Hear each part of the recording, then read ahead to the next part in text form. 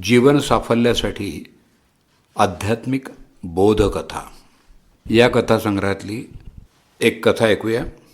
सारथी हो कृष्णासारखा. लेखक प्राध्यापक डॉक्टर यशवंत पाटील सर.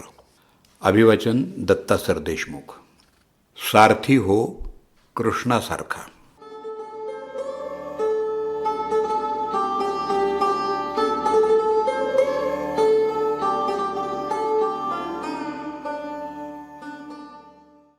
त्या काळी नरेंद्रांचे वडील विश्वनाथ बाबू यांच्याकडं एक घोडागाडी होती.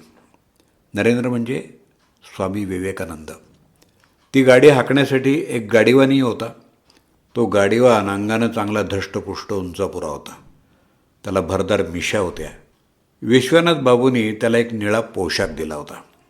तो निळा पोशाख, डोक्यावर पटका, कमरेला पट्टा, त्याच्यावर पितळी बिल्ला, यामुळं तो गाडीवान फार रुबाबदार आणि ऐटदार दिसायचा.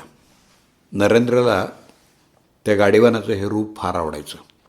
एके दिवशी संध्याकाळी विश्वनाथ बाबू घरी आल्यावर नरेंद्रशी गप्पा मारत होते आणि त्या ओघात त्यांनी त्याला विचारलं, बेटा नरेन, तू मोठा झाल्यावर कोण होणार? नरेंद्र चटकन म्हणाला, मी गाडीवान होणार आणि ऐटीत घोडे हाकणार. हे ऐकल्यावर विश्वनाथ बाबूंचा चेहरा एकदम पडला. नरेंद्रला कसं आणि काय समजावून सांगावं हे काही त्यांना कळेना. तेवढ्यात नरेंद्रची आई भुवनेश्वरी पुढं आली. नरेंद्रला जवळ घेऊन म्हणाली, फारच छान, तू अवश्य गाडीवान हो, पण कसा?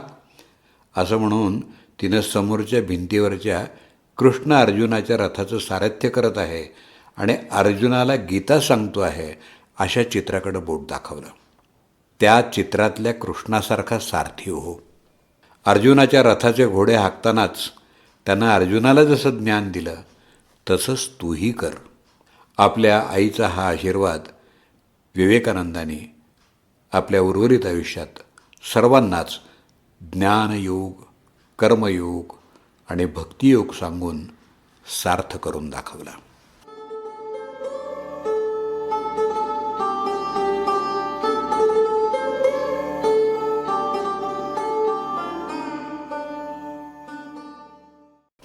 सारथी हो कृष्णासारखा ही बोधकथा आत्ताच आपण ऐकलीत.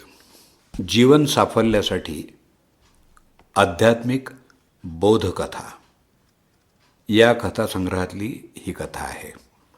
लेखक प्राध्यापक डॉक्टर यशवंत पाटील सर. त्यांचा मोबाईल नंबर 9890615649. अभिवाचन दत्ता सर देशमुख. 8329730186.